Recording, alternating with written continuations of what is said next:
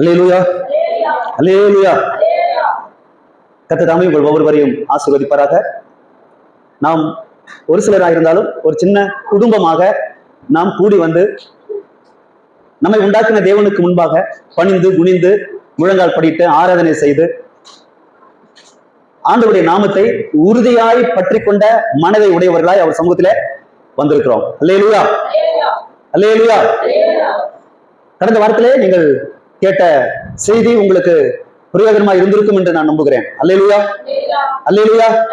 கர்த்தருக்கு ஸ்தோத்திரம் உண்டாவதாக.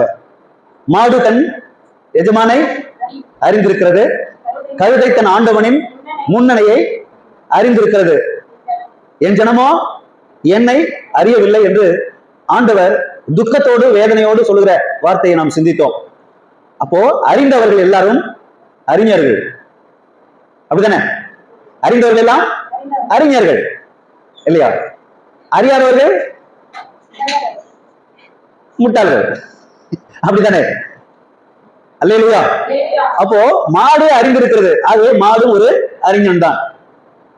கழுதை தன்னை படைத்தவரை அறிந்திருக்கிறது, ஆகவே அந்த கழுதையும் ஒரு அறிவாளி தான். அல்லேலூயா, அல்லேலூயா. அப்புறம் எதை சிந்தித்தோம்? மகா ஞானம் உள்ளவைகள் 4 என்னதுங்க? முதல்ல புலிமுசல், முதல்ல எறும்பு, அப்புறம் புலிமுசல், அப்புறம் வெட்டுக்கிளி, 4வது இவங்கெல்லாம் மகான்கள், மகா ஞானம் உள்ளவர்கள். அல்லேலூயா, ஸ்தோத்திரம். மகா ஞானிகள் யாரு? 4 பேரு. வேதம் நமக்கு கற்று தருகிற மகா ஞானிகள். ஸ்தோத்திரம். எறும்பு, ஏன்னா கோடை காலத்தில் ஏன் பஞ்சகாலம் வரப்போகுது, அதுக்கு முன்கூட்டியே அது சேர்த்து வச்சுக்குது. ஸ்தோத்திரம். அது என்ன பஞ்சத்துக்கு நான் உங்களுக்கு சொன்னேன், வசனம் கிடைக்காத பஞ்சம் வரப்போகிறது. ஆகவே இந்த காலம் இருக்கும்போதே அதிகமாய் வேதத்தை வாசித்து மனப்பாடம் செய்து வசனங்களை கேட்டு கேட்டு ஒவ்வொரு வாரம் ஞாயிற்றுக்கிழமை வசனத்துக்காகவே ஓடி வர வேண்டும் ஜனங்க. ஆமென், அல்லேலூயா. நிறைய பேர் சுகத்துக்காக ஓடுற ஜனங்க இருக்காங்க, நிறைய பேர் தீர்க்க தரிசனம் குறி கேட்கறதுக்கு ஓடுறவங்க இருக்காங்க, நிறைய பேர் விடுதலைக்காக, உலக ஆசீர்வாதங்களுக்காக, பணத்துக்காக, வேலைக்காக, கல்யாணத்துக்காக, இப்படி நிறைய தேவைகளுக்காக ஜனங்கள் தேவனை தேடி தேடி ஓடுகிறதை பார்க்கிறோம். இயேசுநாதர் பின்னால 4 கூட்டத்தார் ஓடுனாங்க. ஒரு கூட்டத்தார் இயேசுநாதர் பின்னால போனா சாப்பாட்டுக்கு குறையில்லை, ஏன்னா 5 அப்பத்தியா 2 மணியா எத்தனை பேர் கூட்டாரு? ஆமா. சோ இயேசுநாதர் பின்னால போனா சாப்பாட்டுக்கு குறைவே இல்லைன்னு சாப்பிடுறதுக்காகவே ஓடின கூட்டம் இருந்துச்சு இயேசுநாதர் பின்னால. இன்னொரு கூட்டம் ஓடிச்சு சுகத்துக்காகவே. ஆமா, சுகத்துக்காக, விடுதலைக்காக, பிசாசு ஓடணும், வியாதி குணமாகணும், இப்படி உலக பிரகாரமான சுகத்துக்காகவே இயேசுநாதர் பின்னால போயிட்டு இருந்த மக்கள் இருந்தாங்க. 2வது கூட்டம். 3வது கூட்டம் வேடிக்கை பார்க்கறதுக்காகவே ஓடினாங்க இயேசுநாதர் பின்னால. எதுக்கு போயிருந்தாங்க? வேடிக்கை பார்க்கறதுக்கு. சுகம் கொடுக்குறாராமா, குஷ்டரோகி சுத்தமாகறாமா, பிசாசு ஓடுதாமா, அற்புதம் நடக்குதாமா, அதிசயம் நடக்குதாமா, சூம்பின கை கூட நீளுதாமா, நொண்டி நடக்கிறானாமா, ஆமா, குருடர்கள்லாம் பாக்குறாங்களாமா, வாங்கடா போய் பார்க்கலாம் அப்படி சொல்லிட்டு வேடிக்கை பார்க்கறதுக்காகவே ஒரு கூட்டம் இயேசுநாதர் பின்னால போயிட்டு இருந்தது. இன்னொரு கூட்டம் போச்சு குறை கண்டுபிடிக்கணுன்றதுக்காகவே ஓடிச்சு. பார்க்கலாம் இவனை எதுல மாட்டலாம், எதுல குறை கண்டுபிடிக்கலாம், என்ன குறை சொல்லலாம், இயேசுநாதர் கிட்ட என்ன குற்றம் கண்டுபிடிக்கலாம் அப்படின்னு ஒரு கூட்டம், சதுசேயர் பரிசேயர் கூட்டம் இயேசுநாதர் பின்னாலே போயிட்டு இருந்துச்சு. இன்னொரு கூட்டம் போச்சு வசனத்தை கேட்க வேண்டும் என்பதற்காகவே இயேசுநாதர் பின்னால ஓடி இருந்துச்சு. அல்லேலூயா, அல்லேலூயா. இத்தனை கூட்டத்துல நம்ம எந்த கூட்டமா இருக்கணும்? நல்ல சத்தமா சொல்லுங்க. ஆமென். இன்னைக்கு ஆண்டவர் என் கூட என்ன பேச போறார்? இன்னைக்கு சத்தியம் என்ன? கர்த்தர் எனக்கு என்ன சத்தியத்தை கற்றுக் கொடுக்க போறாரு? இன்னைக்கு நான் என்ன கற்றுக்கொள்ள போகிறேன்? வாஞ்சையோடு தாகத்தோடு தேவ சமூகத்துல கற்றுக்கொள்ள வாஞ்சையா இருக்க வேணும். ஆமென். விசுவாசிக்கிறீங்களா? அல்லேலூயா, ஆமென். நாம எந்த கூட்டம்? வசனத்தை, அவருடைய கிருபை உள்ள வசனத்தை கேட்க ஓடி வருகிற கூட்டம். ஏனென்றால் வசனம் தான் நம்மை பரலோகத்துக்கு கொண்டு போகக்கூடியது, வசனங்கள் தான் நம்மை சுத்திகரிக்கக்கூடியது, வசனங்கள் தான் நம்மை தேற்றக்கூடியது, ஆற்றக்கூடியது, வசனங்கள் தான் நம்மை பலப்படுத்தக்கூடியது, வசனங்கள் தான் நம்மை சுமந்து கொண்டு தேவனுடைய ராஜ்யத்துக்கு நம்மை கொண்டு போக போகிறது, வசனங்கள் தான். அவர் சொல்றாரு, என் வசனத்துக்கு பயந்து நடுங்குகிறவனையே நான் நோக்கி பார்ப்பேன். அவங்கிட்டதான் நானும் பிதாவும் வந்து அவங்களோட வாசம் பண்ணுவோம் அப்படின்னு சொல்லியிருக்காரு. அல்லேலூயா, ஆமென். சந்தோஷம் தானே? அல்லேலூயா. அவங்க மகா ஞானவான்கள். யாரு? எறும்பு, குழிமுசல, பவுஞ்சாய், தலைவன் இல்ல, எஜமான் இல்ல, ராஜா இல்ல, வழிகாட்டி இல்ல, பிரசங்கியார் இல்ல. ஆமா, ஆனாலும் அவங்க எல்லாம் ஒட்டுமொத்தமா பவுஞ்சாக, கொத்தாக இல்லையா, பறந்து சென்று அன்பையும் ஐக்கியத்தையும் காட்டுகிற ஒரு கூட்டம் அது, வெட்டுக்கிளிகள் கூட்டம். அதனால அது மகா ஞானம் உள்ளதுன்னு சொல்றாரு. அப்புறம் என்னது கடைசியா? ராஜா அரண்மனையிலே ஆமா தன் கைகளாலே வலைய பின்னி வாழ்கின்ற ஒரு சிலந்தி பூச்சி, சின்ன பூச்சி, மகா ஞானம் உள்ளது அப்படின்னு வைக்கிற வாசித்தோம். அல்லேலூயா, ஆமென். அப்ப போனவரும் வராதவங்க வீட்டுல போயிட்டு 30ஆம் அதிகாரம், நீதிமொழி 30ஆம் அதிகாரத்தை எடுத்து படிங்க, தோத்திரம். அப்புறம் 4 பேரு அவங்கள சூப்பர்மேன்ங்க. அல்லேலூயா. யாரு? சிங்கம், ஒன்றுக்கும் பின்னடையாத சிங்கம், வினோதமாய் நடக்கிற கூட்டம் அது, ராஜ நடை போடுகிற கூட்டம் அது, சிங்கம். அல்லேலூயா. தைரியமான சிங்கம். விசுவாசத்திலே விசுவாசிகள் தைரியம் உள்ள இருக்கணும். எதுக்கும் பயப்படாத ஒரு கூட்டம் இது, சிங்க கூட்டம், ஞானமுள்ள கூட்டம், தைரியசாலியான கூட்டம். இந்த ராஜரிக குடும்பத்தில் இருக்கிற ஒவ்வொரு விசுவாசிகளும் எப்படி இருக்கணும்? ஆமா, வினோதமாய் நடக்கிற கூட்டம், ஒன்றுக்கும் பின்னாடியாதது. அப்புறம் சிங்கத்துக்கு அப்புறம் என்னது? குதிரை, போர்க்குதிரை. போர்க்குதிரை, அதுல நடைய பாருங்க, சும்மா அப்படியே ராஜ நடை தான் அது. நடை, தைரியம், பட்டயத்துக்கு பயப்படாது, வெடிகுண்டுக்கு பயப்படாது, ரத்தத்துக்கு பயப்படாது, எதிராளிக்கு பயப்படாது, எதுவுமே பயப்படாது, பின்வாங்கி போகாது, எல்லாம் முன்னால்தான் போவோம், ஒரு நாளும் பின்வாங்கி. ஆமா, அப்படியே பேக் அடிக்காது, தைரியமா நிக்கிற குதிரை, போர் குதிரை. விசுவாசிகள் எல்லாம் எப்படி இருக்கணும் சொல்லுங்க? துவண்டு போக கூடாது, சோர்ந்து போக கூடாது, வாழ்ந்து காட்டணும். ஆமென், அல்லேலூயா. அப்படி இருக்க கூடாது. இன்னும் நம்முடைய நடைகள் எல்லாம் வித்தியாசமா இருக்கணும். ஆமென். ராஜ சிங்கம் யாரு? யூத ராஜ சிங்கம் யாரு? இயேசு கிறிஸ்து தான். சிங்கத்துக்கு பிறந்ததெல்லாம் சிங்கமா தான் வாழணும். அல்லேலூயா, அல்லேலூயா. ஆமா, சிங்கலா தான் நிக்கும். கர்த்தருக்கு ஸ்தோத்திரம். பண்ணிங்க தான் கூட்டமா சொல்லுவாங்க. அல்லேலூயா. போர்க்குதிரைகளா இருக்க வேணும். அப்புறம் வெள்ளாட்டு கடாவா இருக்க, கடற்கலா இருக்க வேணும். இந்த வெள்ளாட்டு கடவுள போய் பாருங்க. கர்த்தருக்கு ஸ்தோத்திரம். ஆமா, தைரியமா தான் இருக்கும், பின்வாங்கி போகாது. ஆனா பின்னால போவோம், எவ்வளவு கூட பின்னால போதா அவ்வளவு கூட பாயும். கர்த்தருக்கு ஸ்தோத்திரம். அல்லேலூயா. விசுவாசிகளை நம்ம வெள்ளாட்டுக்கடாக்களா இருக்கணும். அதனாலதான் ஆண்டவர் வந்து தன்னுடைய பலிப்பிடத்திலே பலி கடாவாக தேவன் அதை தெரிந்து கொண்டார் என்று பழைய ஏற்பாட்டில் வாசிக்கிறோம். புதிய ஏற்பாட்டு வெள்ளாட்டுக்கடா நம்முடைய ஆண்டவராகிய இயேசு கிறிஸ்து. அல்லேலூயா. அவர் சிலுவையில் சிந்தின அந்த ரத்தம், வெள்ளாட்டுக்கடாவின் ரத்தத்தை பார்க்கிலும் விலையேறப்பட்டது. ஆமென். அந்த ரத்தத்தாலே நாம் விலை கொடுத்து வாங்கப்பட்டிருக்கப்படினால் நாமும் வெள்ளாட்டுக்கடாக்களாக இருக்க வேணும். அல்லேலூயா. அப்புறம் யாரு? வினோதமாய் நடக்கிறவர்கள் சொல்லுங்க. ராஜா. ராஜா, தேசத்துக்கு ராஜா. அது அவனுடைய நடைய பாருங்க. ஆமா, ஒருவனா எதிர்க்க கூடாத ராஜா. ராஜாவுக்கு பிறந்ததெல்லாம் எப்படி இருக்கணும்? ராஜாக்களா தானே இருக்கணும். ஆமென். சோ இயேசு கிறிஸ்து நம்முடைய ராஜா தானே. ராஜாவின் ரத்தம் நமக்குள்ளே ஓடுதானே. அதனால ராஜாவின் ரத்தத்தை நாம் குடிக்கிறோம், அவருடைய மாம்சத்தை புசிக்கிறோம், அவருடைய ரத்தத்தை நாம் பானம் பண்ணுகிறோம். இயேசு கொடுத்தார். அல்லேலூயா. தன்னை தானே நமக்காக பலியாக ஒப்பு கொடுத்தார். சோ அவரை புசிக்கிறவர்கள் அவருடைய சுவாபங்களிலே நாம் பங்காளிகளாய் மாறுகிறோம். ஆமென். விசுவாசிக்கிறோமா? சரி, இன்னைக்கு ஒரு 4 பேரை பத்தி பார்க்கலாம். கர்த்தருக்கு ஸ்தோத்திரம். வாசிக்கலாம். எரேமியா தீர்க்கதரிசன புத்தகம் 8ஆம் அதிகாரம் 7வது வசனம். எல்லாம் எடுத்துட்டீங்களா? பேஜ் நம்பர் சொல்லுங்க. பழைய ஏற்பாடு.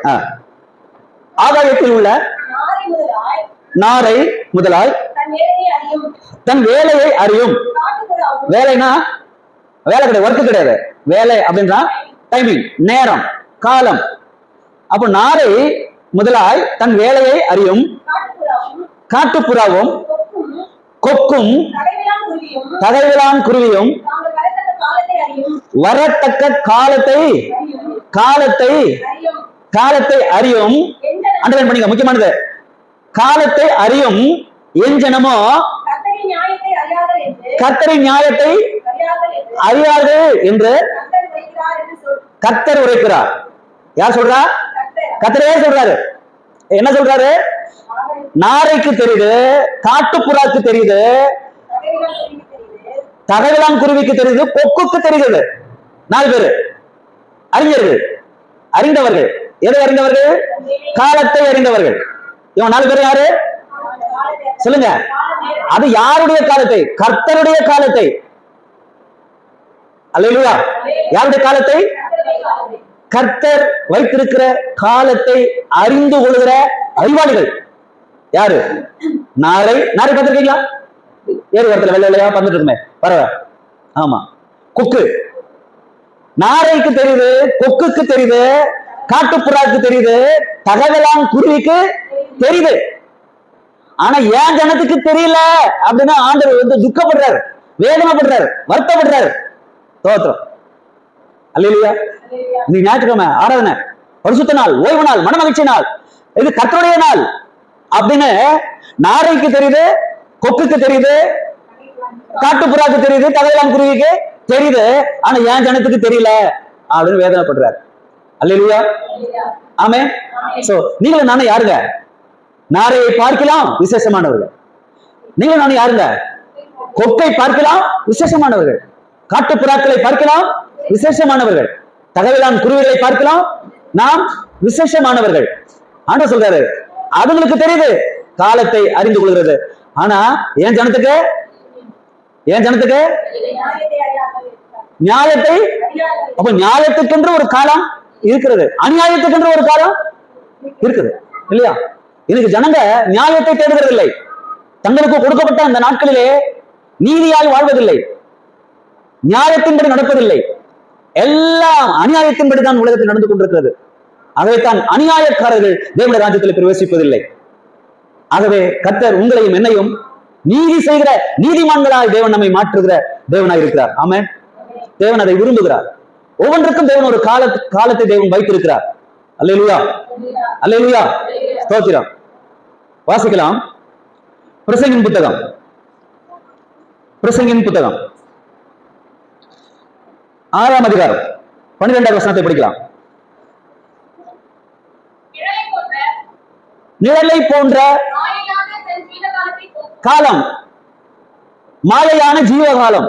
ஒவ்வொரு மனிதனுக்கும் கொடுக்கப்பட்டிருக்கிற காலம் பிறப்பு முதல் இறப்பு வரை. இந்த உலகத்தில் நாம் மனுஷியாய் பிறந்த நாள் முதல் சாகிற நாள் வரை மாயையான நாட்கள், நிழலை போல உள்ள நாட்கள், காலம். படிக்கலாம். தன் ஜீவ காலத்தை போக்குகிற மனுஷனுக்கு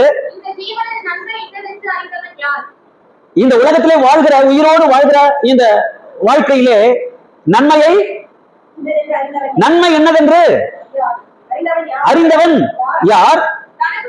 தனக்கு பின்பு அறிந்தவன் யார்? அறிவிப்பவன் யார்? எதை அறிந்தவன், எதை அறிவிப்பவன்? இந்த உலகத்திலே நாம் வாழ்கிற இந்த மாயையான வாழ்க்கை, நிழலை போன்ற வாழ்க்கை, இந்த ஜீவனிலே நாம் எதை அறிய வேண்டும், எதை அறிவிக்க வேண்டும்? உலகத்திலே தேவன் மனிதனுக்கென்று ஆயத்தப்படுத்தி வைத்திருக்கிற இந்த நன்மைகளை, ஆசீர்வாதங்களை, ரட்சிப்பை, மீட்பை, இயேசு சிலுவையிலே சம்பாதித்து வைத்த ரட்சிப்பு, இதை குறித்து நாம் கவலை உள்ளவர்களாக இருக்க வேண்டுமா? கவலைப்படுவர்களாக இருக்க வேண்டுமா? தன் ஜீவ காலத்திலே, மாயையான ஜீவ காலத்திலே, நிழலை போன்ற ஜீவ காலத்திலே மனுஷன் எதை அறிய வேண்டும், எதை அறிவிக்க வேண்டும்? எபிரேயர் 2ஆம் அதிகாரம் 4வது வசனத்தை படிக்கலாம். எபிரேயர் 2:4. இந்த வசனத்தை குறித்துக் கொள்ளுங்க. நீங்க அறிந்து கொள்ளணும், போய் மற்றவங்களுக்கு அறிவிக்க வேணும். பிறப்பு முதல் இறப்பு வரை மனிதர்கள் நியமிக்கப்பட்ட ஜீவ காலத்திலே அது நிழலை போன்ற வாழ்க்கை, அது மாயையான வாழ்க்கை. அதை சாகிறதுக்கு முன்னால தேவன் மனிதனுக்கு ஆயத்தப்படுத்தி வைத்திருக்கிற நித்திய ஜீவனை, ரட்சிப்பை, பாவ மன்னிப்பை, பரலோக ராஜ்யத்தை, நித்திய ஜீவனை அறிந்து கொள்ள வேண்டியதுதான், அறிவிக்க வேண்டியதுதான் மேன்மையாக இருக்கிறது. அல்லேலூயா, அல்லேலூயா. எடுத்துட்டீங்களா? எபிரேயர் 2:4. அடையாளங்களினாலும் அற்புதங்களினாலும் பலவிதமான பலத்த செய்கைகளினாலும் வரங்களினாலும், நல்ல கவனிங்க, தேவன் தாமே, அண்டர்லைன் பண்ணிக்கங்க, தேவன் தாமே சாட்சி கொடுத்ததுமா இருக்கிற இவ்வளவு பெரிதான ரட்சிப்பை குறித்து கவலை இல்லாம இருப்போமானால் தண்டனைக்கு எப்படி? அப்போ என் ஜனங்கள் தண்டனைக்கு தப்பித்துக்கொள்ள, தேவ தண்டனைக்கு தப்பித்துக்கொள்ள வேண்டுமா? ஆக காப்பாற்ற வேண்டிய பொறுப்பு தேவனுக்கு இருக்கிறது. ஆகவே தேவன் என்ன செஞ்சிட்டாரு? இவ்வளவு பெரிதான ரட்சிப்பை குறித்து, எவ்வளவு பெரிது சொல்லுங்க, எவ்வளவு பெருசு? பெரிய ரட்சிப்பு. இந்த பெரிய ரட்சிப்பை குறித்து கவலை இல்லாம ஜனங்க வாழ்ந்துட்டு இருக்காங்க, கவலை இல்லாம போயிட்டு இருக்காங்க. ஆக ஒரு கூட்டம் இருக்குது, இவ்வளவு பெரிதான ரட்சிப்பு குறித்து கவலைப்படுகிற கூட்டம். நீங்க நான் கவலைப்படாம வாழ்றவங்களா, கவலைப்பட்டு வாழ்கிறவர்களா? எதை குறித்த கவலை நமக்கு? ரட்சிப்பை குறித்த கவலை. அல்லேலூயா. என் புருஷன் என்ன ரட்சிக்கப்படலையே, என் வீட்டார் இன்னும் ரட்சிக்கப்படலையே, அம்மா ரட்சிக்கப்படலையே, கூட பிறந்தவர் ரட்சிக்கப்படலையே, என் உறவுகள் ரட்சிக்கப்படவில்லையே அப்படின்ற கவலை. தோத்திரம். நம்ம சுற்றி இவ்வளவு ஆயிரமான ஜனங்கள் இப்படி ரட்சிப்பை குறித்து கவலையெல்லாம் வாழ்ந்துட்டு இருக்காங்களே, இவங்க எல்லாம் எப்படி தண்டனைக்கு தப்பிச்சுக்குவாங்க அப்படின்ற வேதனை. இந்த காலம் இருக்கும்போதே நாம் அதை அறிந்து கொள்ள வேண்டும், நாம் அதை அறிவிக்க வேணும். ஆண்டவர் இயேசு இதை நமக்கு அறிவித்திருக்கிறார். பாருங்க, அந்த ரட்சிப்பு எப்படி நமக்கு கிடைச்சது? அடையாளங்களினால், அற்புதங்களினால், பலத்த செய்கையினால், சித்தத்தின்படி பகிர்ந்து கொடுக்கிறார். பரிசுத்தாவியான வரங்களினால் சாட்சி கொடுத்ததுமா இருக்கிற இவ்வளவு பெரிதான ரட்சிப்பை குறித்து ஜனங்க கவலை இல்லாம வாழ்ந்துட்டு இருக்காங்க. இவங்க தண்டனைக்கு தப்பித்து வேணுமா வேண்டாமா? நம்ம தப்பிச்சுக்கணும், மற்றவங்களையும் தப்பிக்க வைக்கணும், நாமளும் காப்பாற்றப்படணும், மற்றவங்களையும் நம்ம காப்பாற்றணும். இந்த கடமை நம்ம மேல இருக்குதா இல்லையா? சொல்லுங்க. 1 பேதுரு 4:7, 4:17-18. 1 பேதுரு 4 அதிகாரம் 17-18 தானே? அதான் வசிங்க. நியாய தீர்ப்பு எங்க தூங்க போது? தேவனுடைய வீடு எது? சபை. ஆர்சி சபையா இருந்தாலும் சரி, சிஎஸ்ஐ சபையா இருந்தாலும் சரி, மெத்தடிஸ்ட் சபையா இருந்தாலும் சரி, ஏஜி சபையா இருந்தாலும் சரி, ஆமா எவ்வளவு சபை இருக்கு, அதெல்லாம் தேவனுடைய வீடு. கிறிஸ்தவங்க நியாய தீர்ப்பு முதல்ல எங்க தொடங்க போகுது? கிறிஸ்தவங்க மத்தியில தான் தொடங்க போகுது. நல்லா புரிஞ்சுக்கங்க. ஆண்டவரை அறியாதவங்க கிட்ட நியாய தீர்ப்பு முதல்ல வர்றதில்ல, அறிஞ்சவங்க கிட்ட தெரிஞ்சவங்க கிட்ட தான் வரப்போகுது. தோத்திரம். அல்லேலூயா, அல்லேலூயா. அவங்க எந்த அளவுக்கு உண்மையா இருக்கிறாங்க, என் வீட்டுல என் பிள்ளைங்க உண்மையா இருக்கணும்னு தேவன் விரும்புறாரு. இது தேவனுடைய குடும்பம், ராஜரீக குடும்பம். ஆமென், அல்லேலூயா. சோ இந்த குடும்பத்திலே ஆண்டவர் சொல்றாரு, இது தேவனுடைய வீடு தானே? சொல்லுங்க. ஆமா. நியாய தீர்ப்பு எங்க தொடங்க போகுது? எங்க தொடங்க போகுது? ஆமா, அல்லேலூயா. தேவனுடைய வீட்டிலே துவங்குகிற காலம். அப்போ நாரைக்கு தெரியுது காலம், காலத்தை நாரைக்கு தெரியுது, காலத்தை காட்டுப்புறாக்கு தெரியுது, காலம் கொக்குக்கு தெரியுது, தகைலாங்குருவிக்கு தெரியுது. தேவனுடைய நியாயத்திற்கு தேவனுடைய வீட்டிலே துவங்கும் காலம் வருது அப்படின்ட்டு. ஆனா ஏன் ஜனத்துக்கு இன்னும் தெரியலையே, வருத்தப்படுறாரு. துவக்கினால் பயங்கரமா இருக்கு வசனம். நான் சொல்ல, நான் எழுதல இந்த வசனத்தை.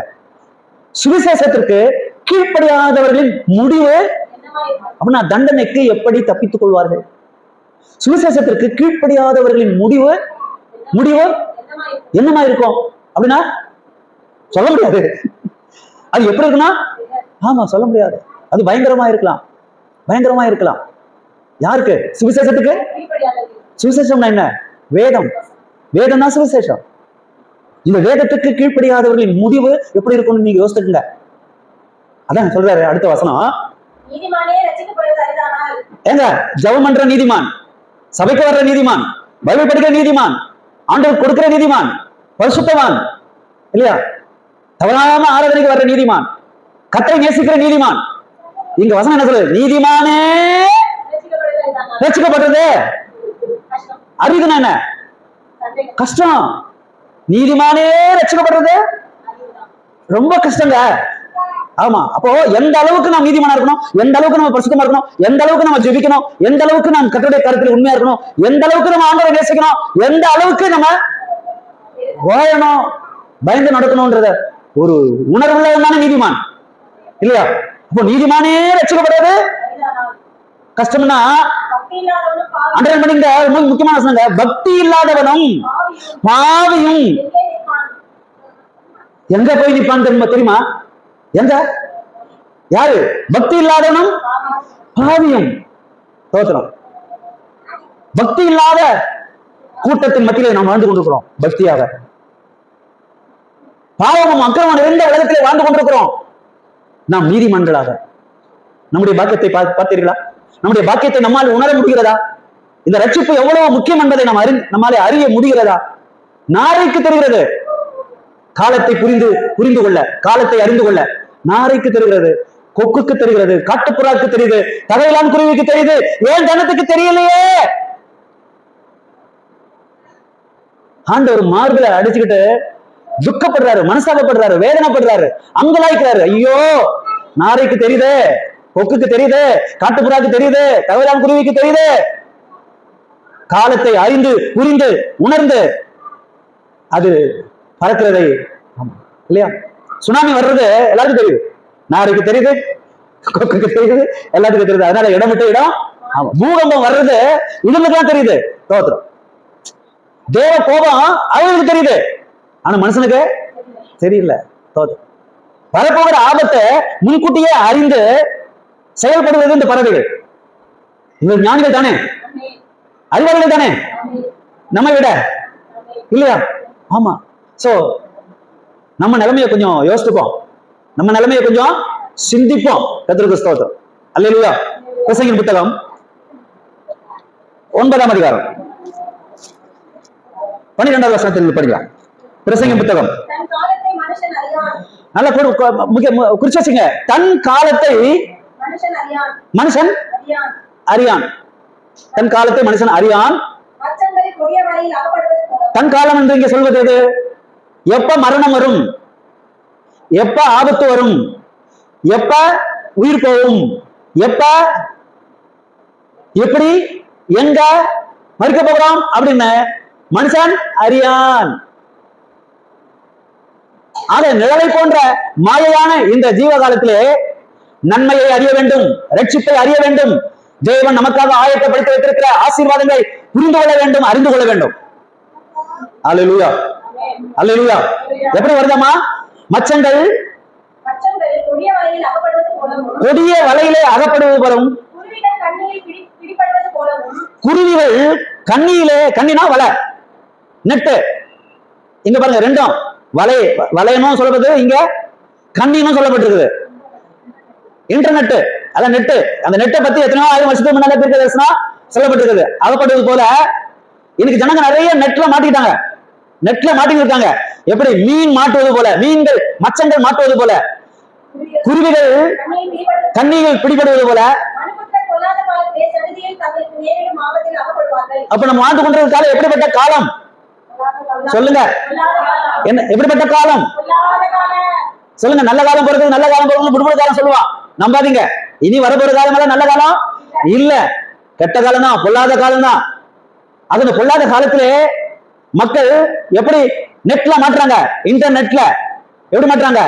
மச்சங்களை போல, குருவிகளை போல தங்களுக்கு வருகிற ஆபத்திலே ஆபத்திலே ஆபத்திலே ஆபத்திலே நினைச்சு பார்த்தோமா இல்லையா? 270 பேர் இல்லையா ஆபத்திலே மாட்டினாங்களா இல்லையா? சொல்லுங்க. ஆமா. எப்ப யாரு எதுல மாட்டுவாங்கன்னு தெரியாது, எப்படிப்பட்ட ஆபத்துகள் பூமியில வரப்போகுதுன்னு தெரியாது. ஆமா. நினைச்சு பார்த்திருப்பாங்களா? ட்ரெயின் மோதும் பஸ்ல அப்படி சொல்லிட்டு கேட்டு திறந்துச்சு, நேரம் வந்துட்டா இல்லையா? எதிர்பார்க்கவே இல்ல. எத்தனை இது போல சொல்லிக்கிட்டே போகலாம், அதுக்கு நமக்கு நேரம் இல்ல. நம்ம தான் டெய்லி நியூஸ் கேட்கிறோமே. நம்ம நிலைமையை கொஞ்சம் யோசிக்கணும், கர்த்தருக்கு பயப்படணும், அவர் வழியில் நடக்க நம்ம கற்றுக்கொள்ளணும். அல்லேலூயா, அல்லேலூயா சொல்லுங்களேன். அல்லேலூயா சொல்றதுக்கு நமக்கு வாய்ப்பு தேவன் கொடுத்திருக்காரு, இந்த வாய்ப்பை பயன்படுத்திக்கணும். ஆமென். அல்லேலூயா. ஆமா, உட்கார்ந்து அப்படியே கேட்டுட்டு போறதுக்காக நம்ம வரல, வசனத்தை ஆவலாய் சாப்பிட்டுக் கொண்டிருக்கிறோம்.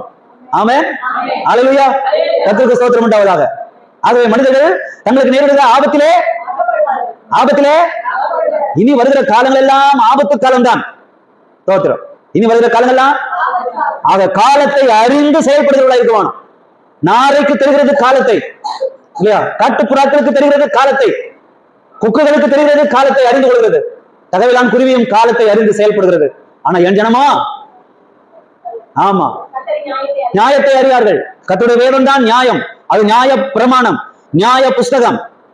இந்த புஸ்தகத்தை வாசிக்கிறவர்கள் பாக்கியவான்கள்.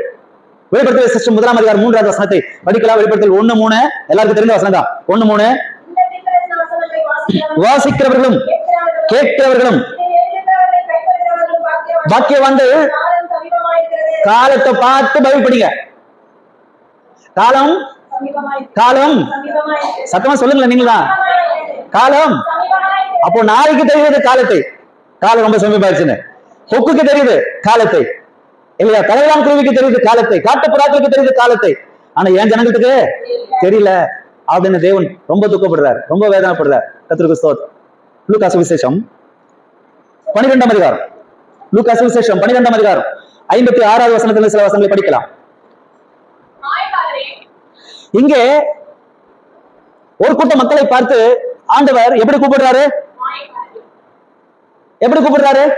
மாயக்காரனா யாரு? மாய்மாலம் பண்றவங்க, நடிக்கிறவங்க, வேஷம் போடுறவங்க, பக்திமானை போல, நீதிமானை போல, பரிசுத்தவான்களை போல. அப்படியே பார்த்தா பசுமரம், படுத்து விட்டா நெடுமரம். அல்லேலூயா. சிரிக்கல, சிரிக்கவே மாட்டேங்கிறீங்க, அல்லேலூயா சொல்ல மாட்டேங்கிறீங்க. தோத்திரம். இங்க ஆண்டவர் ஒரு கூட்ட மக்களை பார்த்து என்ன சொல்றாரு? மாயக்காரரே, பூமியின் தோற்றத்தையும் வானத்தின் தோற்றத்தையும் தெரியுமே, உங்கதான் எல்லாமே தெரியுமே. தோற்றம். ஆமா, பூமியை பார்த்து கிளைமேட் இன்னைக்கு சரியில்லை, மழை வரப்போகுது சொல்றமா இல்லையா? வானம் சவந்துருச்சு, மழை வரப்போகுது சொல்றமா இல்லையா? சரிண்ணா, செம்மையா காத்தடிக்குத, ஏதோ பெரிய மழை வரப்போகுது, ஆமா, இடி இடிக்குத. சோ வானத்தின் தோற்றங்களையும் பூமியின் தோற்றத்தையும் பார்க்கும்போது ஏதோ ஒண்ணு வரப்போகுதுன்னு தெரியுதா? அதை நிதானிக்க முடியுது உங்களுக்கு? காலம் ரொம்ப கெட்டு போச்சு, பூமி அழிய போகுது, உலகம் முடிய போகுது, மக்கள் எல்லாம் அவன் தன் பாதையில தேவனை விட்டு தூரமா பாவம் செய்து அக்கிரமம் செய்து ஏகமாய் கெட்டு போனார்கள். நீதிமான் ஒருவனும் இல்லை, தேவனை தேடுகிறவன் இல்ல, எல்லாரும் பாவம் செய்யாமல் கெட்டு போனார்கள். பாவத்தின் சம்பளம் மரணம், நம்முடைய கர்த்தராகிய இயேசுவுடைய கிருபையோ நித்திய ஜீவன். ஆக நித்திய ஜீவன் வேணுமா நமக்கு? பாவத்தின் சம்பளமாகிய மரணம் நமக்கு வேணுமா? சொல்லுங்க. மனம் திரும்பணும், நித்திய ஜீவனை விசுவாசிக்கணும். அதை இயேசுவானவர் நமக்காக சிலுவையிலே ரத்தம் சிந்தி ஆயத்தப்படுத்தி வைத்திருக்கிறார். 1 கொரிந்தியர் 2ஆம் அதிகாரம் 9வது வசனம்.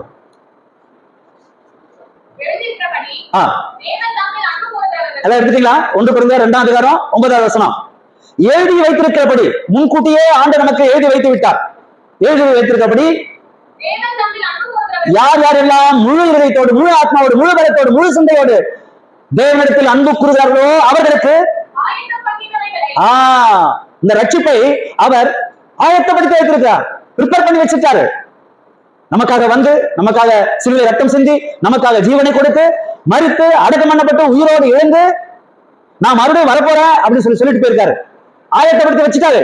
எல்லாம் முடிந்தது என்று சிலுவையை தன் உயிரை கொடுத்து நமக்காக ஆயத்தப்படுத்தி வைத்திருக்க ஆசீர்வாதங்களை, ரட்சிப்பை கண்கள் காணவில்லை, காது கேட்கவில்லை, மனுஷனுடைய இதயத்திலே தோன்றவும் இல்லையா? எவ்வளவு கண்டாலும் கேட்டாலும் இல்லையா? காண செய்கிறார், கேட்க செய்கிறார், இருதயத்திலே உணர செய்கிறார். ஆனால் கண்டுபிடிக்கிறவன் யாரு? கேட்கிறவன் யாரு? இருதயத்திலே உணர்ந்து கொள்கிறவன் யாரு? யாருமே இல்லைன்றார். தேவன் தமிழத்தில் அன்புக்குள்ள ஆயத்தப்படுத்தினவைகளை கண் காணவில்லை, காது கேட்கவில்லை, இருதயம் உணரவில்லை. ஆனால் நமக்கோ, விசுவாசிகளுக்கோ, அல்லேலூயா, அல்லேலூயா சொல்லுங்க, நமக்கோ தேவன் அவைகளை தமது ஆவியினாலே, அந்த ஆவியினாலே என்று வர்ற இடமெல்லாம் வசனம் போட்டுங்க, தமது வசனத்தினாலே வெளிப்படுத்தினார். ஆமென். இந்த வசனத்தை மாத்திரம் நான் படிக்காம இருந்திருந்தா இன்னைக்கு நான் அந்த ரட்சிப்பை பெற்றிருக்க மாட்டேன், உங்களுக்கு அந்த ரட்சிப்பை அறிவிக்கவும் மாட்டேன். தோத்திரம். நான் அறிந்து கொண்டேன், உங்களுக்கு அறிவிக்கிறேன். அல்லேலூயா. மனுஷன் வாழ்கிற இந்த ஜீவகாலம் எல்லாம், மாயான காலம் எல்லாம், நிலை கொண்ட வாழ்விலே அவன் அறிந்து கொள்ள வேண்டிய நன்மை எது என்றால் தேவன் ஆயத்தப்படுத்தி வைத்திருக்கிற ஆசீர்வாதங்கள், ரட்சிப்பு. இதை நாம் அறிந்தவர்களா இருக்க வேண்டும், அறிவிக்கிறவர்களா இருக்க வேண்டும். ஆமென். இந்த ராஜரிக குடும்பத்துடைய முக்கியமான வேலை எதுவாகத்தான் இருக்க வேணும். ஹல்லேலூயா.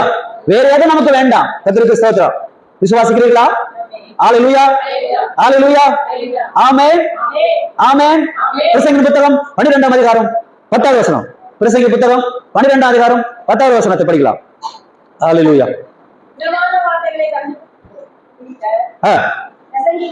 வகை தேடினான், சத்தியமானவைகள்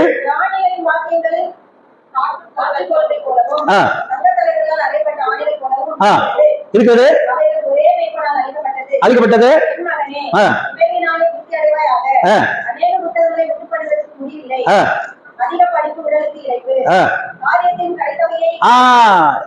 அண்டர்லைன் பண்ணிக்கங்க. காரியத்தின் கடைசி தடை. நீ எங்க போ, எங்க ஓடி வா, எங்க உட்காரு, என்ன பிசினஸ் பண்ண, ஓடிக்கொடியா சம்பாதி, நீ படிப்படியா படி, படிப்பா படிச்சு குவி, புக்கா சேர்த்து வை, நீ மாளிகை கட்டு, அரண்மனை கட்டு, நீ இடத்த வாங்கு, நீ இப்ப ஆலயம் கட்டு, நீ என்ன பண்ண, ஏதா பண்ண, எல்லாம் பண்ண. காரியத்தின் கடைசி தொகையை கேளு. என்ன? அண்டர்லைன் பண்ணு. தேவனுக்கு பயப்படு, அவருடைய கற்பனைகளை கைக்கொள், எல்லா சத்தமா சொல்லுங்க மனுஷர்கள், எல்லா மனுஷன் மேலும் விழுந்த இந்த கடமையை செஞ்சுட்டு அப்புறம் மறிப்போம், அப்புறம் சாவு சந்திப்போம். எப்படியும் மறிக்க போறோம் நிச்சயம் இல்லையா? எப்படியும் ஒரு நாள்ல மறிக்க போறோம், அது நிச்சயம். அது எல்லா மனுஷனுக்கும் நியமிக்கப்பட்டிருக்குது. தோற்றம். எபிரேயர் 7ஆம் அதிகாரம் 29வது வசனம். எபிரேயர் 7ஆம் அதிகாரம் 29வது வசனத்தை படிக்கலாம். இதெல்லாம் என்னுடைய ஆவிலே வருகிற வசனங்கள். இந்த வசனங்களை நீங்க கண்டிப்பா தெரிஞ்சுக்கணும். 9:27 சார், எபிரேயர் 9:27. எத்தனை தரம் மறிக்க போறோம்? ஒரே தரம் மறிக்க போகிறோம். பின்பு ஜட்ஜ்மெண்ட். ஒரே முறை மறிக்க போறோம், நேரா எங்க போறோம்? ஜட்ஜ்மெண்ட் தான். மறுபிறவி கிடையாது. நல்லா தெரிஞ்சுக்குங்க. நாயாவோ கோழியாவோ பண்ணியாவோ அட்ட திரும்பத்துல கிடையவே கிடையாது. மனுஷனா பிறந்த நன்மை செய்ய தெரியல, இன்னும் நாயா கோழியா பண்ணிய பிறந்த நன்மை செய்ய போறோம் இல்லையா? அதனால அடுத்த ஜென்மம் என்பது இல்ல இல்ல இல்ல. தேவன் ஆயத்தப்படுத்தினது. ஒரு தரம் மறிக்கிறது, நேரா ஜட்ஜ்மெண்ட். ஆக மறிப்பதற்கு முன்னால எல்லா மனுஷர் மேலும் விழுந்த கடமை என்ன? கர்த்தருக்கு பயந்து அவருடைய கற்பனைகளை கைக்கொள். எல்லா மனுஷன் மேலும் விழுந்த கடமை இதுவே. அப்போ அவருக்கு பயப்படணும், அவருடைய கற்பனைகளை. என்ன கற்பனை? 10 கற்பனைகள் சொல்லி கொடுத்திருக்கேன் ஏற்கனவே. எல்லாருக்கும் தெரியுமா 10 கட்டளை?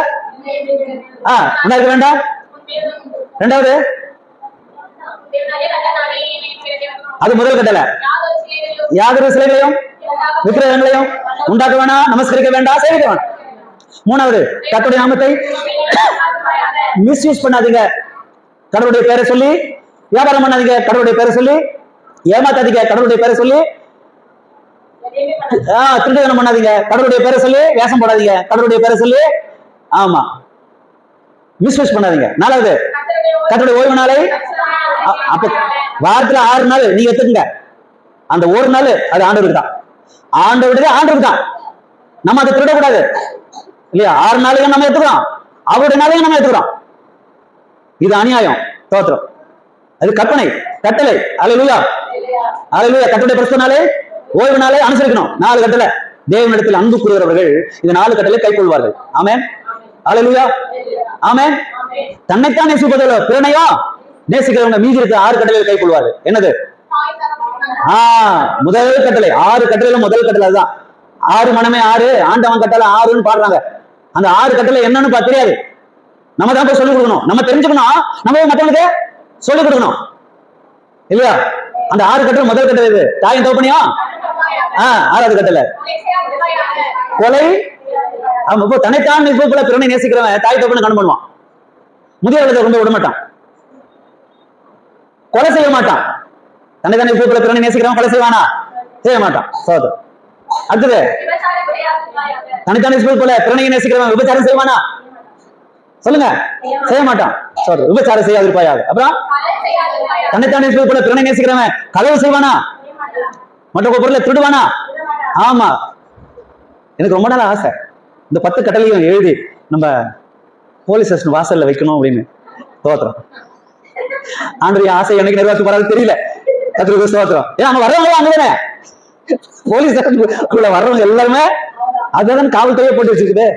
உலக அரசாங்கமே அப்படி போட்டு வச்சிருக்குதுன்னா பரலோக அரசாங்கம் சும்மா விட்டுருமா? சொல்லுங்க. அல்லேலூயா. அப்புறம் களவு செய்யாதிருப்பாயாக. அப்புறம் தன்னைத்தானே போல பிறனை நேசிக்கிறவன் பொய் சாட்சி சொல்லுவானா? சொல்ல மாட்டான். பாத்தீங்களா? இதுதான் அடுத்தது 10வது கட்டளை. பிறனுடைய மத்தவங்க மண்டாட்டிய சரி, மத்தவங்க பிள்ளைங்க சரி, மத்தவங்க ஆமா சொல்லுங்க, மற்றவங்க பொருள் மேல என்ன செய்ய மாட்டான்? ஆசைப்படவே மாட்டான். ஏன்? தன்னைத்தானே போல பிறனையும் நேசிக்கிறான். இந்த 10 கட்டளை எவ்வளவு முக்கியமானது தெரியுமா? இதை போய் ஜனங்களுக்கு நம்ம முதல்ல நம்ம படிச்சுக்கணும், அப்புறம் மற்றவங்களுக்கு படிப்பிக்கணும். நம்ம அறிஞ்சுக்கணும், அப்ப மற்றவங்களுக்கு போய் அறிவிக்கணும். இதை அறிவிக்காத, இதை சொல்லாதன்னு யாரும் சொல்ல மாட்டான். மத பிரச்சாரம் பண்றான் அப்படின்னு சொல்லுவான், பரவாயில்ல. இது மத பிரச்சாரம் இல்ல, வேத பிரச்சாரம். அல்லேலூயா.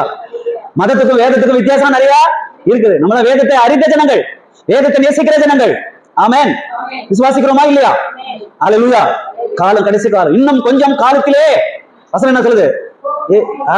2ஆம் சங்கீதம் படிங்க டக்கு. 11 10 இருந்து படிங்க. இப்போதும் ராஜாக்களே உணர்வடையுங்கள், எச்சரிக்கையாயிருங்கள், கர்த்தரை சேவியுங்கள், களி கூறுங்கள், செய்யுங்கள். எந்த காலத்திலே? என்ன காலத்திலே? என்ன காலத்திலே? நாரைக்கு தெரியுது. இன்னும் கொஞ்ச காலம் தான் இருக்குது. இன்னும் கொஞ்ச காலத்திலே அவருடைய கோபம் பற்றியேற போகுது. நாரைக்கு தெரியுது, கொக்குக்கு தெரியுது, காட்டுப்புறாக்கு தெரியுது, பகவான் குருவிகளுக்கு தெரியுது. ஆனா என் ஜனங்களுக்கு ஆமா. ஆகவே காலத்தை பார்த்து நம்ம என்ன செய்யணும்? உஷாராயிடணும். அதனால சொல்லு ஆண்டு நம்மளை உஷார்படுத்துறாரு. என்ன படுத்துறாரு? பயத்துடனே கர்த்தரை செய்யுங்கள், நடுக்கத்துடனே களி கூறுங்கள், ராஜாக்களே உணர்வடையுங்கள், நியாயாதிபதிகளே எச்சரிக்கையாயுங்கள். யாருங்க இப்படி சொல்லுவா? யாருங்க இப்படி நமக்கு சொல்லிக் கொடுப்பா? இன்னும் கொஞ்ச காலம் தான் இருக்குது. கடைசி காலத்துல நான் வாழ்ந்து கொண்டிருக்கிறோம். ஸ்தோத்திரம். அல்லேலூயா. இன்னும் கொஞ்ச காலம் தான். கோபம் பற்றி போகிறது. அவரை அண்டிக் கொள்கிற யாவரும் ஆமென். தேவ பிள்ளைகளே, அவரை அண்டிக் கொள்வோமா? ஆமென். அண்டிக் கொள்வோம்னா என்ன அர்த்தம்? உறுதியா பிடிச்சிங்கன்னு அர்த்தம். அவர் இருக்க பிடிச்சிக்கங்க, அவரை விட்டுறாதீங்க, வேற வாசகத்தை விட்டுறாதீங்க, ஜெபிக்கிறத விட்டுறாதீங்க, சபை கூட வரதை விட்டுறாதீங்க. நம்ம எல்லாம் ஆண்டவருக்காக வைராக்கியமா எழுந்து நிற்கணும். ஆமென். காலம் கெட்டு போச்சு, ரொம்ப சமீபமாயி போச்சு. வாசிக்கலாம் வெளிப்படுத்தின விசேஷம். இந்த வசனம் மட்டும் படிச்சு நம்ம முடிக்கலாம். கர்த்தருடைய ஸ்தோத்திரம். வாசிங்க வெளிப்படுத்தின விசேஷம் 22வது 10வது வசனம் படிங்க. நோக்கி 3வது வசனத்துல என்ன வாசித்தா? 1:3 என்ன வாசித்தா? வாசிக்கிறவன், கேட்கிறவன், அதுல ஏற்கிறவன், கை கொள்றவன், பாக்கியவான்கள், காலம். அது முதல் வசனம் இல்ல 1:3. இங்க என்ன வாசிக்கிறோம் முடியும் போது? நீ முத்திரை போடாத. முத்திரை போடாதுன்னா என்ன அர்த்தம்? சீல் வச்சு முத்திரை போட்டுட்டேன்னா ஒருத்தன் கூட படிக்க முடியாது, ஒருத்தனுக்கும் பைபிள் தெரியாது. தோற்றம். அதனால மூடாத, சீல் போட்டுறாரு. குடு, எல்லாருக்கும் வீடு போய் கொடு, திருத்தரவாங்க கொடு, வசனங்களை கொடு, வேதத்தை கொடு, கைப்பிரதங்களை கொடு, ஜனங்களுக்கு எல்லாம் கொடு. முத்திரை போட வேணாம், எல்லாரும் படிக்கட்டும், எல்லாரும் தெரிஞ்சுக்கிட்டோம், எல்லாருக்கும் வாய்ப்பு கொடு. அல்லேலூயா. அதனால தான் நம்ம எல்லாம் பைபிள் படிச்சுன்னு இருக்கோம், வேத வாசனை இருக்கோம், நேசன் இருக்கோம். ஆமென். ஏன்னா அது புத்தகம் இன்னும் முத்திரை போடல. முத்திரை போட்டாச்சுன்னா முடிஞ்சது கதை எல்லாம். அங்கேயும் காலம் சமமா இருக்குது, இங்கேயும் 2 வசனம் ஒத்து வருதுங்களா உங்களுக்கு? அல்லேலூயா. ஆமென். ரோமர் நிருபம் சீக்கிரம் வாசிங்கன்னா நான் வசனத்தை சொல்லுவேன். வாசிங்க, இந்த 5 நிமிஷம் முடிச்சிடலாம். ரோமர் நிருபம் 13ஆம் அதிகாரம் 11வது வசனத்தை படிங்க.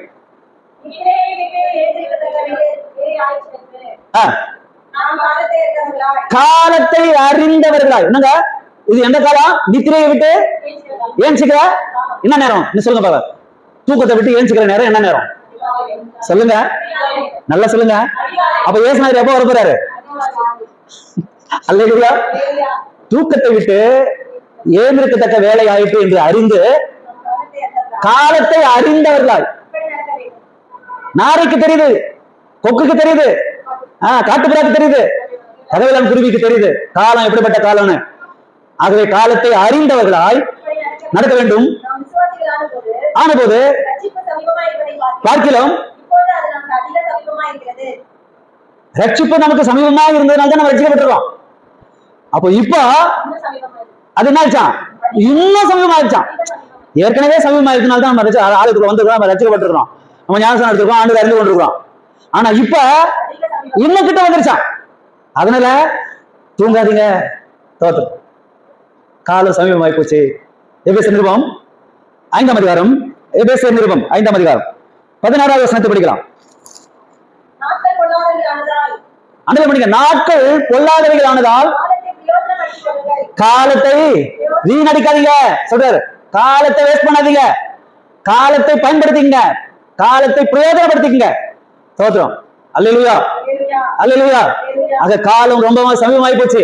கடைசியா நான் சொல்லி முடிக்கிறேன். காலங்கள் 7 காலங்கள் இருக்கிறது. தோத்திரம். நான் இன்னொரு நாளைக்கு நான் சொல்லித்தரேன். அல்லேலூயா. ஆதாம் ஏவாள் உண்டாக்கப்பட்டு முதல் நோவாவின் காலம் வரைக்கும் சிருஷ்டிப்பின் காலம். என்ன காலம்? சிருஷ்டிப்பின் காலம்.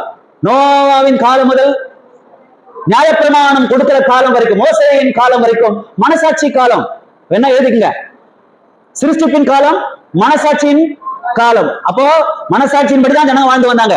போலீஸ் ஸ்டேஷன் கிடையாது, சட்டத்திட்டங்கள் கிடையாது, கற்பனைகள் கிடையாது, நியாயப்பிரமாணங்கள் கிடையாது, தலைமை கிடையாது, எந்த ஒரு இதுவும் கிடையாது, சட்டத்திட்டங்களும் கிடையாது. ஜனங்க சிறதம். அது மனசாட்சி காலம். மோசையின் காலம், இயேசு கிறிஸ்துவின் காலம் வரைக்கும் நியாயப்பிரமாணத்தின் காலம். ஆண்டு சட்டத்திட்டங்கள் போட்டு வச்சாரு, எழுதி வச்சுட்டாரு. இப்படிதான் நடக்கணும், இப்படிதான் வாழணும், இப்படிதான் பேசணும், இப்படிதான் நடக்கணும். 6 நாள் வேலை செய்யணும், ஒரு நாள் ஆண்டு சமூகத்துல வரணும், நீங்க பண்டிகை செலுத்தணும், பலி செலுத்தணும், ஆண்டவர் ஆராதிக்கணும், இப்படி எல்லாம் சட்டத்திட்டங்கள் எழுதப்பட்டது. மோசையின் காலம் நியாயப்பிரமாணத்தின் காலம். சிருஷ்டிப்பின் காலம், மனசாட்சியின் காலம், நியாயப்பிரமாணத்தின் காலம்.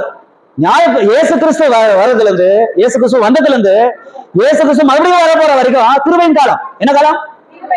கிருபையின் காலம், இரக்கத்தின் காலம். யாரையும் நான் கட்டாயப்படுத்தல, காதுலவன் கேட்க கடவுள். அதுதான் சொல்ல வேண்டிய சத்தியத்தை நான் சொல்லிட்டேன். கேட்கறதும் கேட்காம போறதும் இருப்பான்.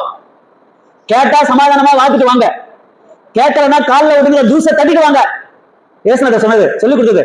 அங்க இருக்கா? கேட்டா வாழ்த்துங்க, கேட்கலன்னா ஜூஸை தட்டிட்டு வாங்க. தோத்தும். நியாய தீர்ப்பு நாள்ல நான் பாத்துக்கிறேன் அப்படின்ட்டாரு தலைவர். அல்லேலூயா. நமக்கு எப்படிப்பட்ட தலைவர் பாத்தீங்களா? யார்கிட்டையும் போய் என்ன செய்யாதீங்க, சொல்றதே சொல்லிடுங்க. தோற்றம். அல்லேலூயா. கிருபையின் காலம், இதான் கிருபையின் காலம். ஆமென். நம்ம எந்த காலத்தை வாழ்ந்துட்டு இருக்கிறோம்? இந்த திறந்த வாசல் அடைக்கப்படும் நாட்கள் வரப்போகுது. தோற்றம். கிருபையின் காலம் முடிந்த உடனே உபத்திரவ காலம் ஆரம்பிக்க போகுது. 7 வருஷம் செம்மையான உபத்திரவ காலம். ஆமா, 3 வருஷம் உபத்திரவ காலம், 3 வருஷம் மகா உபத்திரவ காலம். தோற்றம். நம்மளால நிக்க முடியாது. நம்ம சுதந்திரம் எல்லாம் இப்பவே கொஞ்சம் கொஞ்சமா பறி போயிடுச்சு. ஆமா, நம்ம சுதந்திரம் எல்லாம் பறிச்சுப்பாங்க. மீண்டும் ஒரு அடிமைத்தனத்துக்குள்ளே தேசம் போய் கொண்டிருக்குது, அரசாங்கம் போய் கொண்டிருக்குது, ஜனங்கள் எல்லாம் ஒரு அடிமைத்தனத்தில் போய் கொண்டிருக்காரு. அதுக்குள்ள நம்ம ரகசிய வரிகளை மறுரூபமாய் போயிடணும். அல்லேலூயா. ஆமென். விசுவாசிக்கிறீங்களா? அல்லேலூயா. ஆமா. அப்போ சிருஷ்டிப்பின் காலம், மனசாட்சி காலம், நியாயப்பிரமாண காலம், கிருபையின் காலம், உபத்திரவ காலம். உபத்திரவ காலம் முடிஞ்ச உடனே தோற்றம்.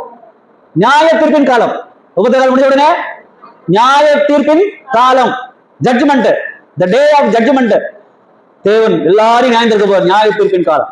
நியாய தீர்ப்பின் காலம் முடிஞ்ச உடனே நித்திய காலம் ஆரம்பிக்க போகிறது. நான் பார்க்க வானம் பூமியும் அழிந்து போவோம். வானம் பாய் போல சுருட்டப்படும், பூமி வெந்து உருகி போவோம். இன்னைக்கு எல்லாம் நாடுகள், வல்லரசு நாடுகள் அணுகுண்டு ரெடி பண்ணி வச்சிருக்கான்.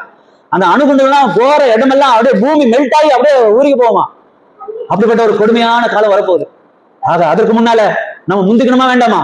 இந்த ரட்சிப்பு குறித்து கவலைப்படணுமா வேண்டாமா? சொல்லுங்க. அல்லேலூயா. ஆகவே நாம் தெளிவடைவோம். கீழே வாசிங்க. வெளிப்படுத்தின விசேஷம் 16ஆம் அதிகாரம் 18வது வசனத்தை படிங்க. வெளிப்படுத்தின விசேஷம் 11:18. அல்லேலூயா. கோபித்தாரு, மூண்டது. ஜாதிகளா ஆண்டு மேல கோபப்பட்டனா, ஆண்டவனும் ஜாதிகள் மேல கோபப்படுறதா. இந்த 2 கோபமா பத்தி எழுது. சோத்திரம். பாத்தீங்களா இந்த கடைசி காலத்துல? ஆமா, நீ எல்லாம் ஒரு கடவுளா? ஏன் இப்படி பண்ற, ஏன் இப்படி கொடுமை பண்ற, ஏன் இப்படி அழிக்கிற, ஏன் இப்படி பண்ற? ஜனங்களாம் கடவுள் மேல கோவப்பட, கடவுளும் ஜனங்க மேல கோவப்பட எப்படி இருக்கும் பாருங்க. கோபித்தார்கள், கோபம் உண்டது, அழுவதற்கும் யார் இருக்கும் இருந்த முக்கியமான வசனம் அது. பூமியை கெடுத்தவர்களை கெடுப்பதற்கும் காலம் காலம் அல்லேலூயா காலம் எங்க சொல்லுங்க வாய் திறந்து.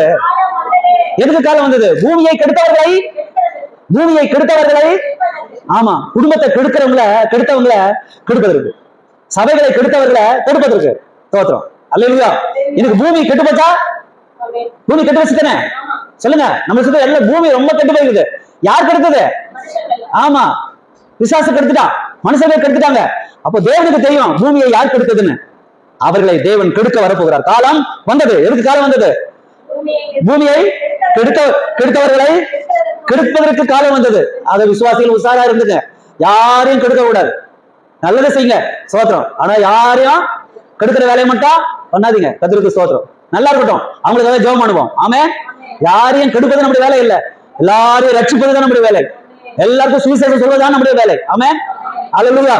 கெடுக்கிறது நம்முடைய வேலையே சரி. அதனால உங்களுக்கு கோடி கோடி பணம் வந்தாலும் சரி, யாரையும் கெடுக்கணும்னு நினைக்காதீங்க. கர்த்தருக்கு ஸ்தோத்திரம். அல்லேலூயா. நினைவுல மட்டும் நினைக்காதீங்க. கர்த்தருக்கு ஸ்தோத்திரம். அந்த வேலை நம்ம வேலை கிடையாது. அல்லேலூயா. ஏன்னா காலம். ஆமென். ஒரு வாசகம் கடைசி வரைக்கும் வாசிங்க. 14-15 வாசித்து நம்ம ஜெபிக்கலாம். 14-15. தேவதூதன் புறப்பட்டு முத்திருச்சு. அறுக்கிறதுக்கு ரெடி ஆயிடுங்க. தோத்திரம். அறுக்கிறதுக்கு காலம் வந்துச்சு. ஆகையால் அறிவாளை நீட்டி அறுத்து விட வேண்டும். அல்லேலூயா. அல்லேலூயா. அப்போ பூமி என்ன செய்ய? பூமி பயிர்கள் என்ன செய்ய? சொல்லுங்க. அக்கிரமம் முத்திருச்சு, அநியாயம், ஆமா விபச்சாரம் எல்லாம் முத்திருச்சு. எல்லாம் சொல்லுங்க முத்திருச்சு. ஆமா எல்லாம் முத்திருச்சுன்னா என்ன? எல்லாம் முத்தி போச்சு. இனி அது கடைசியா வேலை என்ன? சங்கம் இருக்கிற வேலைதான். இது யாருக்கு? ஆமா தேவதூதன் சொல்லிட்டாரு, அவர் செய்வாரு. அல்லேலூயா. அல்லேலூயா. ஆமா இந்த தேவதூதன் சொல்லிட்டாரு, அவரு செய்வாரு. அல்லேலூயா. ஆமா